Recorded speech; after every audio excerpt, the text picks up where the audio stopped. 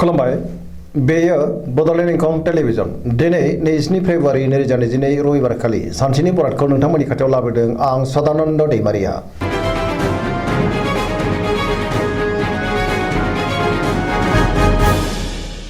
सिगां फरायनो लादों मेष राशि गिबि हांखो अ ल। दिनैनि साना जोबोर मोजां, गोबां मोजां खाबु फैनो हागौ। गोसोनि साननाय आरो लुबैनाया मोगथाङाव जाफुंगोन। गोसोखौ जोबोर गोजोननाय मोनगोन। बहाबा दावबायहैनो एबा हान्थिनो खाबु मोननो हागौ। सिगांनि बबेबा जेंनाखौ दिनै सुस्रांनो हागोन। गोसोआव गोदान बोलो आरो सोलो फैगोन। गोदान सानखांनो रोंगोन। गियाननि आंखाल जानाय नङा। मोनफ्रोमबो बिथिङावनो जाफुंसारगोन। बयजोंबो सिनायजागोन आरो अनजागोन। गुबुननि अनसायनाय मोननानै गोसोखौ दिनै जोबोर गोजोननाय मोनगोन। गोसोनि बोलोआ दिनै बांगोन। देहाया मोजाङैनो थागोन। रांखावरियाव जोबोर मोजां। मोननो गोनां धोनखौ मोननो हागोन। आरजिनाय धोनखौबो दोनथुमनो हागोन। बेफार फालांगियाव जोबोर मोजां। आयाबो बांगोन। मावनो लानाय खामानिखौ थि समावनो आरो गोरलैयैनो मावफुंनोबो हागोन। न'खराव बिसि फिसायनि गेजेराव अननानै फैगोन। समाजाव गोबां मान मोनगोन। बयनिबो गोसोखौ दिनै जै खालामनो हागोन। सेंग्रा सिख्लाफ्रा गोसोनि साननायखौ फोरमायलायनो हागोन आरो गोसोआ दिनै जोबोर रमान्टिक जागोन। फरायसाफ्रा फरायनायाव गोसो दुंखांगोन आरो मोजां फिथाइ मोनगोन। जेरावखि थाङा मानो मोनफ्रोमबो खामानिखौनो मोजाङै मावफुंलांनो हागोन। गुबुनजों बाख्नाय जानो हागौ। गोबां खामानियाव मुखुब थागोन आरो मावनो गोसो दुंखांगोन। पजिटिभ एनार्जिनि गोहोम गोग्लैगोन। सरासनस्रायै दिनै साना जोबोर मोजां आरो मोजाङैनो बारग'लांगोन।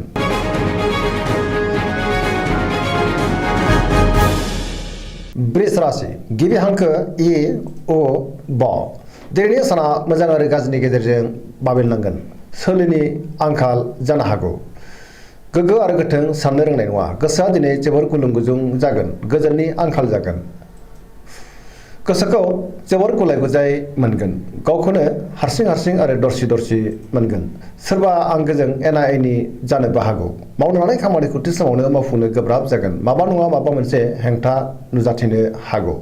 रांखावरियाव मोजां, नाथाय अब्लाबो खरसायाबो बांगोन। बेफार फालांगियाव मोजां। न'खराव बिसि फिसायनि गेजेराव एना एनि फैनोबो हागौ। सांग्रां जानाया गाहाम।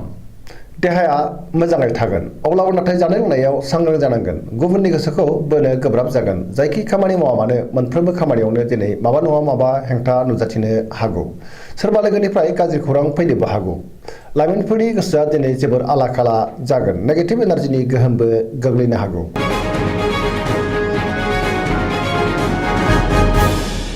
मिथुन राशि गिबि हांखो क स। दिनैनि साना मोजां आरो गाज्रिनि गेजेरजों बाबेनलांगोन। गोसोनि बोलोआ लोरबां जागोन। गोसोआव जिंगा फैनो हागौ। गोसोखौ दिनै जोबोर उसुखुथु मोनगोन। सोरबा लोगोनिफ्राय गाज्रि खौरां मोननोबो हागौ। नेगेटिभ एनार्जिनि गोहोमबो गोग्लैगोन। देहाया दिनै मोजाङै थागोन। रांखावरियाव मोजां। आरजिनाय धोनखौ दोनथुमनो हागोन। बेफार फालांगियाव मोजां होनजायो। गोबां मुलाम्फा मोननो हागोन। न'खराव दिनै बिसि फिसायनि गेजेराव एना एनि फैनो हागौ। बिदा फंबायजों मोजां सोमोन्दो थायाबो जानो हागौ। सोरजोंबा थगायजानोबो हागौ। गोसोनि साननायफ्रा देबार नांगोन। लाइमोनफोरा जोबोर आला खाला जागोन। फरायसाफ्रा फरायनायाव गोसो दुंखांगोन आरो मोजां फिथाइ मोनगोन। नाथाय अब्लाबो नेगेटिभ एनार्जिनि गोहोमबो गोग्लैनो हागौ। सांग्रां जानांगोन।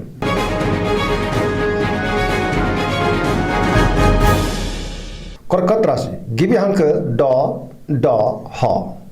दिनैनि साना जोबोर मोजां। गोसोनि साननायफ्रा जाफुंगोन। गोबां मोजां खाबु फैनो हागौ। जेरावबो गोजोनै थानो हागोन। गियाननि आंखाल जानाय नङा। गोसोखौ दिनै जोबोर गोजोननायबो मोनगोन। मावनो लानाय खामानिखौ थि समावनो मावफुंनो हागोन। गोबां मोजां खाबु फैनोबो हागौ। रांखावरियाव दिनै जोबोर मोजां, नाथाय अब्लाबो खरसायाबो बांगोन। मोननो गोनां धोनखौ मोननो हागोन। बेफार फालांगियाव मोजां मुलाम्फा मोनगोन। देहाया मोजाङै थागोन। अब्लाबो नाथाय जानाय लोंनायाव सांग्रां जानांगोन।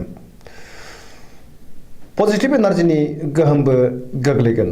गुबुननि हेफाजाब मोननो हागोन। न'खराव दिनै बिसि फिसायनि गेजेराव अननानै फैगोन।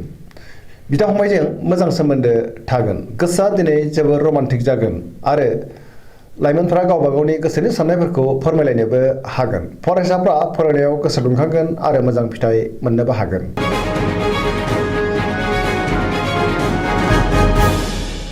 सिंह राशि गिबि हांखो म ट। दिनैनि साना मोजां आरो गाज्रिनि गेजेरजों बाबेनलांगोन। देहाया बारा मोजां थानाय नङा हरखाबै लोरबां जानो हागौ जानाय लोंनायाव सांग्रां जानांगोन गोसोखौ दिनै जोबोर गुलाय गुजाय मोनगोन बयजोंबो गोरोबनो रोंनाय नङा मावनो लानाय खामानिखौ मावफुंनो हागोन रांखावरियाव जोबोर मोजां गोबां धोन आरजिनोबो हागोन बेफार फालांगियाव मोजां आयाबो बांगोन नखराव बिसि फिसायनि गेजेराव एना एनि फैनो हागौ सोरजोंबा नांलाय खमलाय जानोबो हागौ सांग्रां जानाया गाहाम नाथाय अब्लाबो गोसोनि बोलोआबो बांगोन गोबां खामानि मावनो गोसो दुंखांगोन गोसोनि साननायफोरा जाफुंगोन समाजाव मान मोननो हागोन लाइमोनफोरा गावबा गावनि गोसोनि साननायखौ फोरमायलायनोबो हागोन गोसोआ दिनै जोबोर रमान्टिक जागोन आरो गावबा गावनि गोसोनि साननायखौ फोरमायलायनोबो हागोन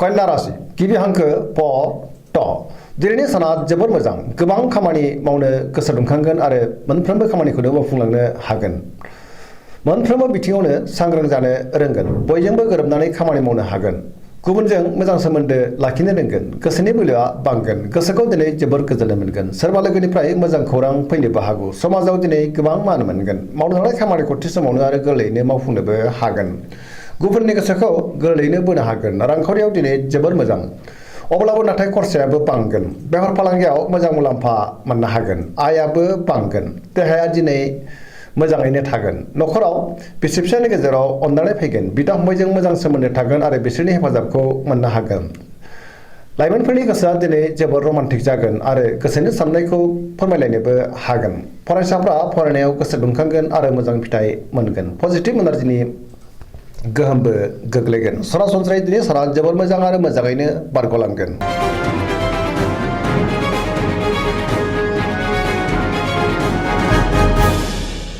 तुला राशि गिबि हांखो र ट दिनैनि साना मोजां आरो गाज्रिनि गेजेरजों बाबेनलांगोन गोसोखौ जोबोर उसुखुथु मोनगोन नेगेटिभ एनार्जिनि गोहोम गोग्लैनो हागौ गोसोनि बोलोआ लोरबां जागोन गोसोआव गोबां जिंगाबो फैनो हागौ गोसोनि साननायफ्रा देबार नांगोन सुरनि गाज्रि नोजोर गोग्लैनो हागौ सांग्रां जानांगोन मावनो लानाय खामानिखौ थि समावनो मावफुंनो हागोन देहाया बारा मोजां थानाय नङा माबा मोनसे देहायारि जेंनाजों मोगा मोगि जानांनो हागौ जानाय लोंनायाव सांग्रां जानांगोन रांखावरियाव दिनै जोबोर मोजां मोननो गोनां धोनखौ मोननो हागोन आयाबो बांगोन बेफार फालांगियावबो मोजां होनजायो नखराव दिनै बिसि फिसायनि गेजेराव अननानै फैगोन समाजाव गोबां मान मोननो हागोन सोरबा लोगोनि हेफाजाब मोनगोन सोरबा आगुनि लोगोखौ बहाबा लोगो मोननानै दिनै गोसोखौ जोबोर गोजोननायबो मोनगोन लाइमोनफ्रा जोबोर रमान्टिक जागोन आरो गावबा गावनि गोसोनि साननायखौ फोरमायलायनोबो हागोन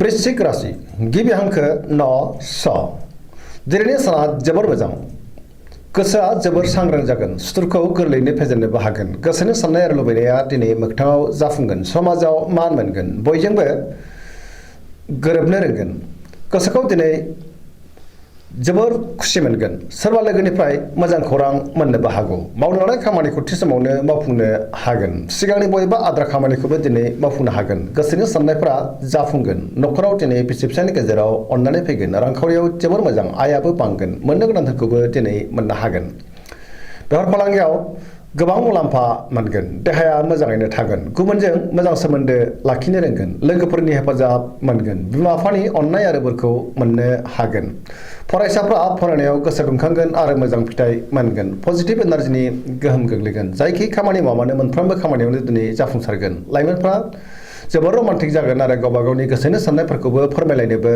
हागोन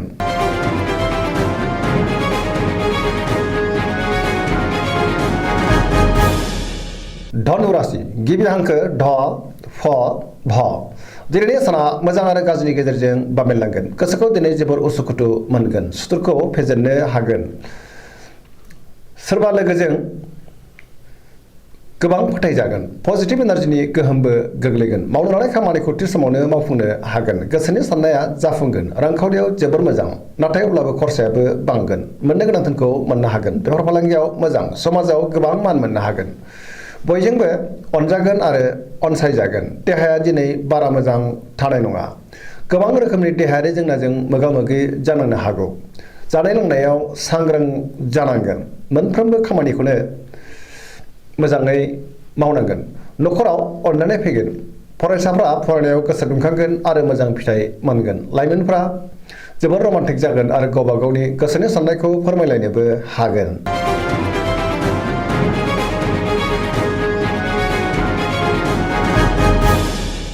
मकर राशि गिबि हांखो ख ज दिनैनि साना मोजां आरो गाज्रिनि गेजेरजों बाबेनलांगोन गोबां खामानिखौ मावफुंनो हागोन आरो मावनो गोसोबो दुंखांगोन गोसोखौ जोबोर गोजोननायबो मोनगोन सोरनिबा सायाव गोबां फोथायगोन गोसोआव बोलो बांगोन देहाया दिनै बारा मोजां थानाय नङा गोबां रोखोमनि देहायारि जेंनाजों मोगा मोगि जानांनो हागौ जानाय लोंनायाव सांग्रां जानांगोन न'खराव बिसि फिसायनि गेजेराव अननानै फैगोन बिदा फंबायजों मोजां सोमोन्दो थागोन रांखावरियाव मोजां मोननो गोनां धोनखौ दिनै मोननो हागोन अब्लाबो नाथाय खरसायाबो बांगोन बेफार फालांगियाव मोजां मुलाम्फा मोनगोन गोसोनि बोलोआबो बांगोन समाजाव गोबां मान मोननो हागोन सोरबा लोगोनिफ्राय मोजां खौरां फैनोबो हागौ गुबुननि गोसोखौ दिनै गोरलैयैनो बोनो हागोन पजिटिभ एनार्जिनि गोहोमबो गोग्लैगोन लाइमोनफोरनि गोसोआ दिनै जोबोर रमान्टिक जागोन आरो गावबा गावनि गोसोनि साननायफोरखौबो फोरमायलायनो हागोन फरायसाफ्रा फरायनायाव गोसो दुंखांगोन आरो मोजां फिथाइ मोनगोन धोरोमारि बिथिङावबो गोसो दुंखांगोन।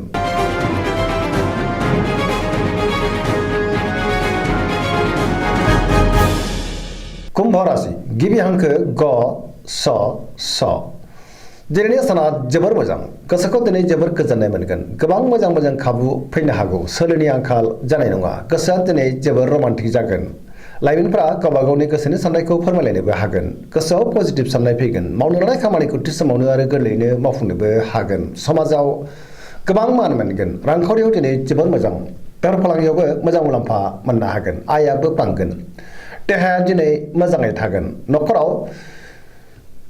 मोजां सोमोन्दो थागोन सोरबा लोगोनिफ्राय मोजां खौरां फैनोबो हागौ गोसोनि साननायफ्रा मोगथाङाव जाफुंगोन सेंग्रा सिख्लाफ्रा गावबा गावनि गोसोनि साननायखौ फोरमायलायनो हागोन फरायसाफ्रा फरायनायाव गोसो दुंखांगोन आरो मोजां फिथाइ मोननोबो हागोन।